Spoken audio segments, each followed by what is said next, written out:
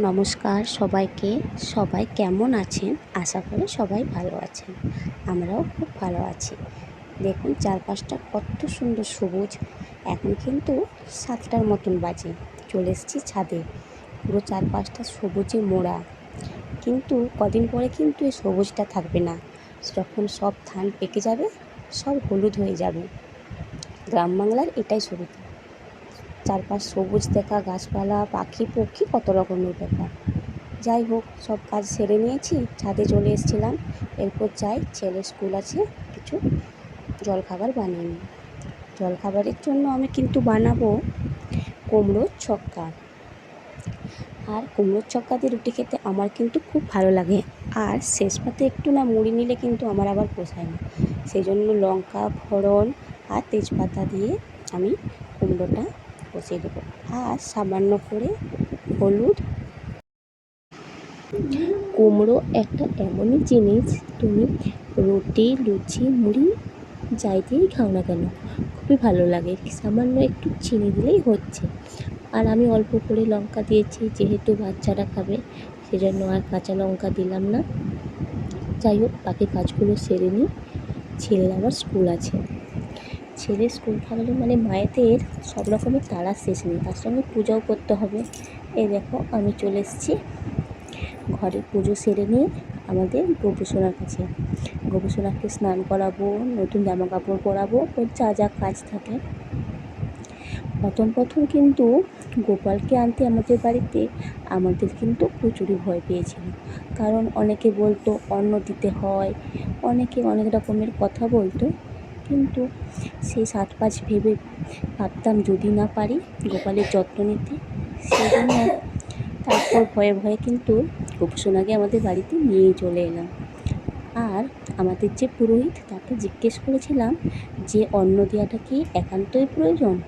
তিনি বললেন যে না, অন্ন না দিলেও চলবে, তুমি যেহেতু ওকে ছেলের মতন করে পালন করবে সেজন্য অন্ন দেওয়ার প্রয়োজন নেই।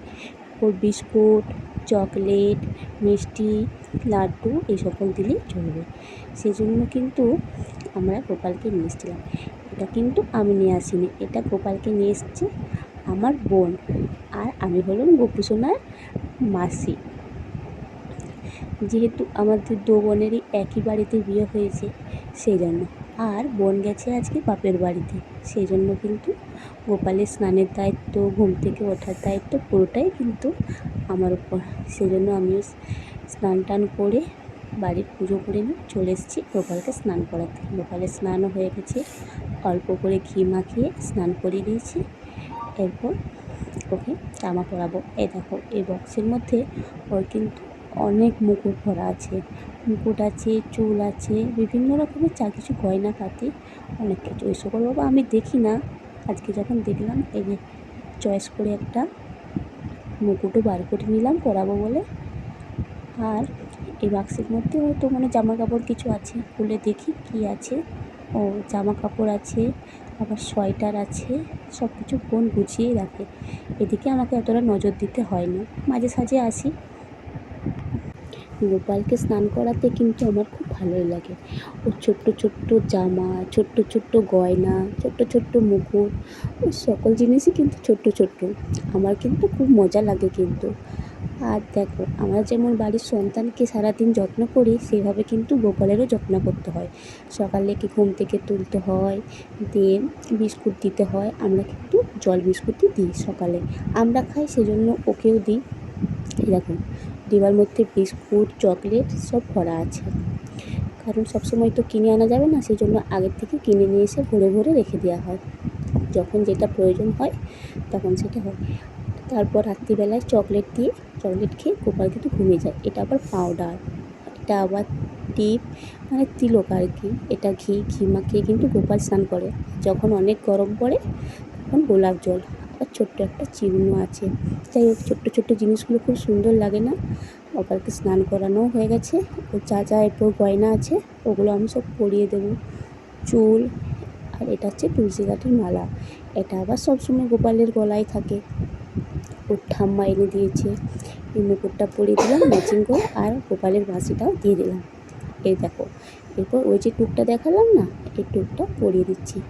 অনেকগুলো কিন্তু গোপাল আছে, আর তার সঙ্গে আছে কার্তিকও।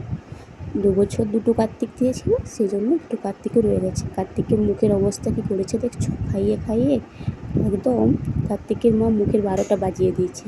এরপর আমি নকুলদানা আর তুলসীপত্র দিয়ে দিলাম গোপালকে সেবা দেওয়ার জন্য। আর গোপালের সব জিনিসেই কিন্তু তুলসীপত্র দিতেই হয়, কারণ কি স্নান করার জলে, খাবার জলে, সব জিনিসেই দেখে দিতে হয়। যাই হোক, আমিও দিয়ে দিলাম। এরপর গোপালেরও পুজোটা শুরু করে দিলাম। আপনারাও কিন্তু যদি গোপাল বলেন নিয়ে আসবো, আপনারাও কিন্তু ভয় করবেন না, নিয়ে চলে আসবেন। মন চাইলেই কিন্তু নিয়ে আসা যায়। সব কিছু সবাই তো পেরে ওঠে না, যে যার মন থেকে ভক্তি করে চাইলেই হোক। যাই হোক, আমার গোপালকে এরপর আমি খাবার দিয়ে দিলাম। এরপর আবার ছেলের স্কুল আছে, সেজন্য ঝটপট করে পুজোটা করে নেব, ছেলেকে আবার স্কুলে দিতে যেতে হবে। তারপর আবার রান্নাবান্না আছে। আমার এই ভিডিওটা কেমন লাগলো আপনারা কিন্তু জানাবেন, আর আপনারা গোপাল কিনলেন নাকি সেটাও জানাবেন। ভালো লাগলে একটা সাবস্ক্রাইব করে দেবেন। পরের ভিডিওতে দেখা হচ্ছে।